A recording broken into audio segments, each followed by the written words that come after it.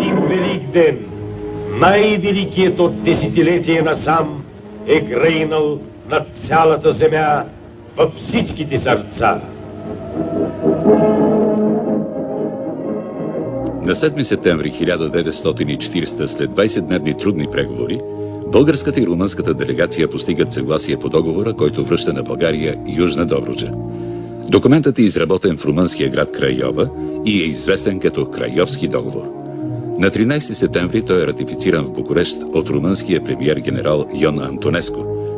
Връщането на Южна Добруджа е първият и единствен случай в най-новата българска история, в който България възстановява териториалната си цялост не чрез военни действия, а чрез мирни преговори.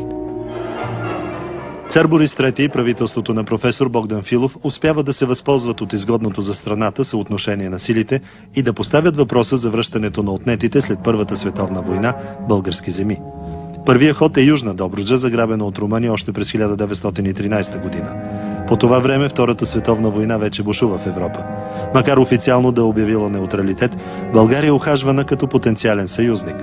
Чрез сложни дипломатически ходове и лавирания между фашистска Германия, Съветския съюз, Италия, Великобритания и дори САЩ, държавният елит в София се умява да постави въпроса за връщането на Южна Добруджа. Към неговото решаване се пристъпва след като съветските войски окупират Бесарабия и Буковина, принадлежали до тогава на Румъния. Поставена в безнадежно положение от съветската окупация на две нейни области, Румъния става отстъпчива по въпроса за Южна Добруджа. По това време Букурещ е лишен от своя най-голям покровител – Франция, която вече е окупирана от хитлеристите. Новото дясно румънско правителство търси разбирателство с Берлин и няма друг избор, освен да приеме категоричния тон на германското предложение за удовлетворяването на справедливото българско искане.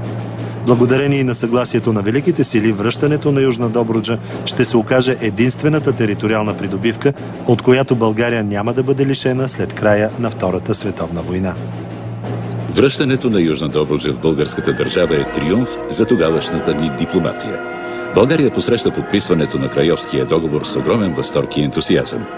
Никога след това, дори при краткотрайното освобождаване на Повардарието и Беломорието, българският народ няма да ликува така ентусиазирано. Цар Борис III обявява амнистия за всички политически затворници. Тържествата не стихват дни наред. Направена е първата стъпка към жадуваното национално обединение и ревизирането на Ньойския договор. Най-екзалтирани са хората в Южна Добруджа, които след десетилетия румънско господство се връщат в майката родина. На 21 септември 1940 по цяла Добруджа хората излизат да посрещат възторжено частите на Трета българска армия и българската администрация, които идват за да установят българската власт в района.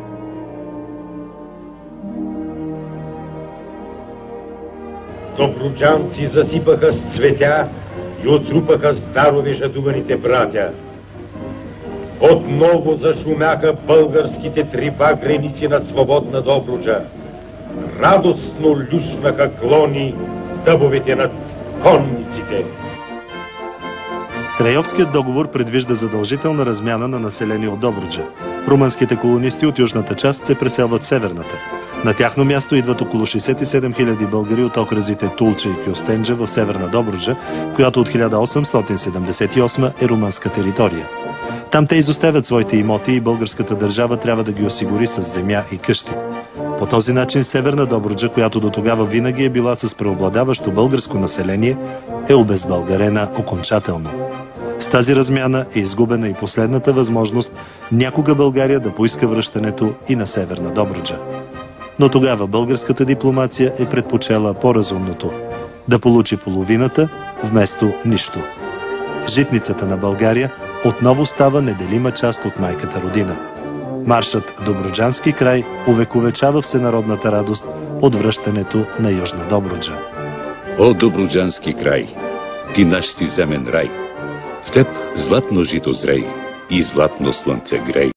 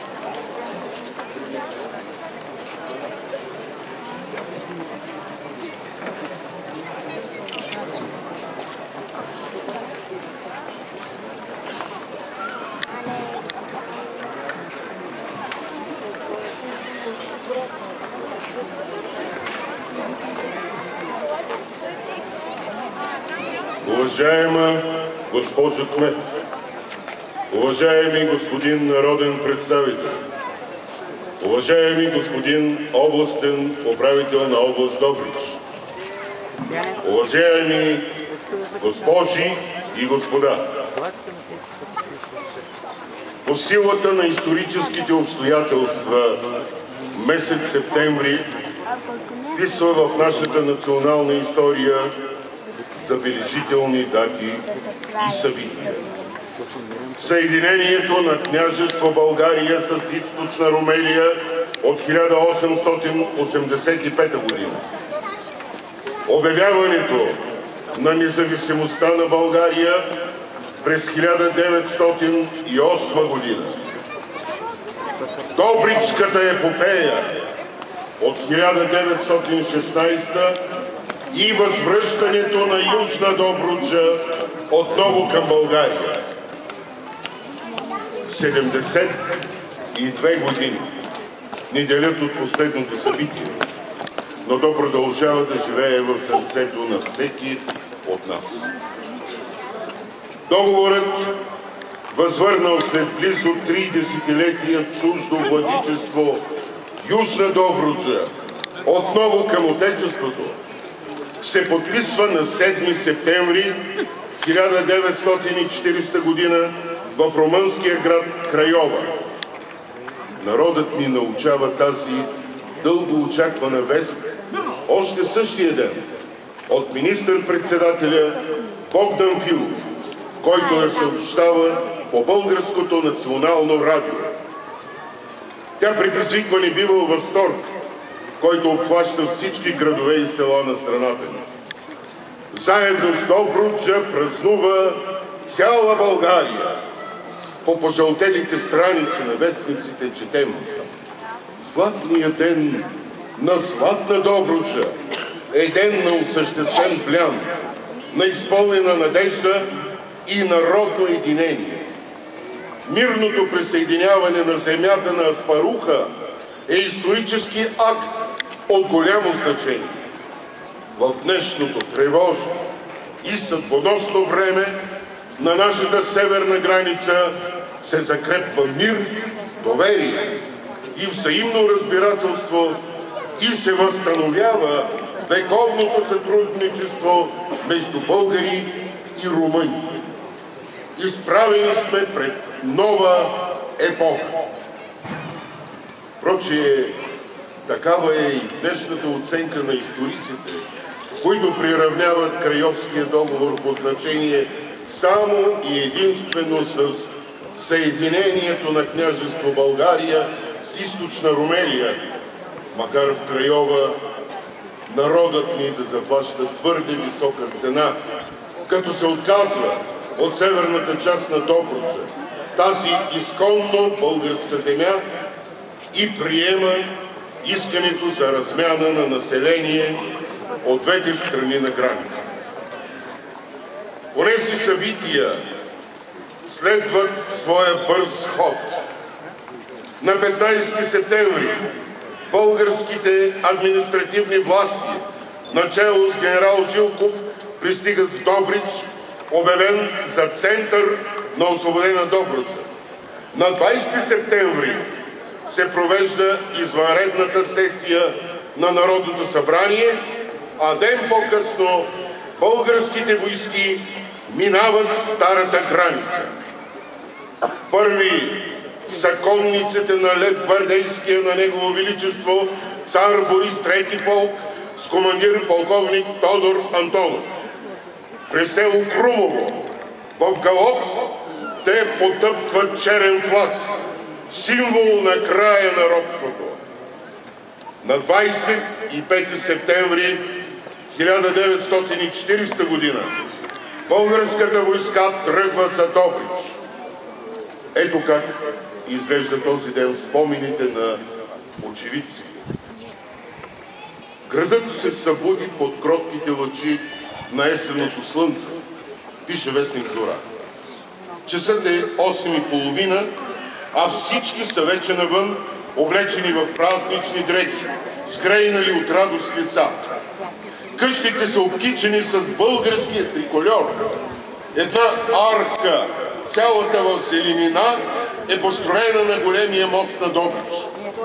Първите български войски влизат в града точно в 10 часа. Начело на колоната е генерал-управителя на Южна Добруджа, генерал-лейтенант Георги Попов. Посреща го кметът Кирил Старцев, избран сред най-добрите управители на България. Доктор Божидар Янакиев, представителят на добричлии, свещеници от храмовете на града. Хилядно множество е изпълнено улиците. На тях хичат мощно ура и химните на България и Добруджа. Жени, деца и старци плачат от умиление. Войската се строява и минава в тържествен парад. Хората прегръщат синове и братя, с които са били разделени от десетилетия. Моми в национални носии посрещат гостите и ги даряват с тъкани, пешкири и кърпи с лика на Стефан Караджа. Духовата музика свири, извиват се буйни кора, звучи химнат на Добруджа, о добруджански край. Официалните лица заемат местата си на трибуната. В сърцата на всички оттекват думите на генерал-лейтенант Попов. Българи, ние сме тук и тук ще останем завинаги. 3 дни по-късно българските офицери и войници, заедно с добричлии, отиват във военното гробище, където почиват участниците в величавата Добричка епопея от 1916 година. Тук те се покланят на героите, паднали по бойните полета на Добруджа. Тържественият поход на българската армия през новоосвободена Добруджа завършва на 1 октомври 1940 година в град Силистра. На този ден става и символичното предаване на властта. Рано сутринта румънският генерал Потопяно напуска завинаги Добруч. Заедно с генерал-лейтенант Попов той отдава чест на българската почетна рота. От тук румънският военачалник, заедно с генерал Жилков, се отправя към новата граница между България и Румъния при Кардам и Негровода, където е строена румънска почетна рота. След като й отдават чест, те се разделят. Точно в 9 часа границата между България и Румъния се установява окончателно за вечни времена. Раул! Насреща отляво! За по! Чест!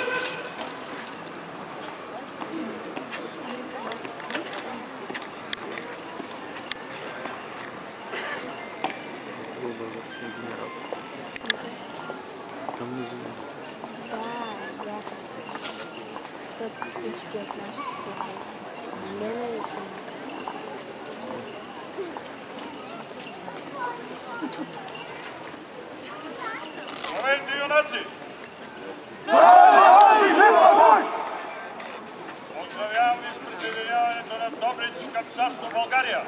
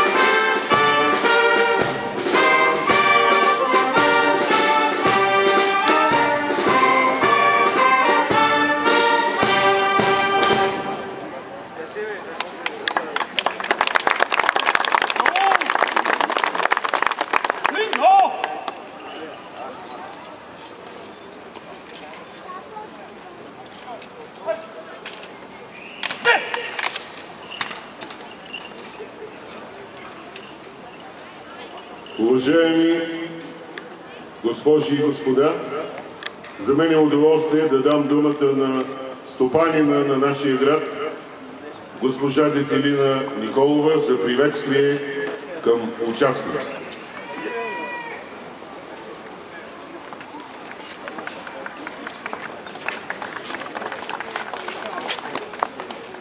Уважаеми госпожи и господа народни представители, уважаеми господин областен управител, скъпи съграждани, драги гости!